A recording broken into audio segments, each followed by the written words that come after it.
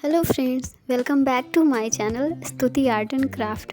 और बहुत सारा थैंक यू जो आपने मेरी वीडियो पर विज़िट किया। और अब आ गए हो तो वीडियो पूरी देख कर ही जाना और कमेंट्स में मुझे ज़रूर बताना कि आपको मेरी ड्राइंग कैसी लगी। अगर आपको मेरी ड्राइंग थोड़ी भी पसंद आए तो प्लीज़ मेरे वीडियो को लाइक करना। अगर आप मेरे चैनल पे नए हैं तो चैनल को सब्सक्राइब करना। तो चलिए मिलते हैं वीडियो के लास्ट में।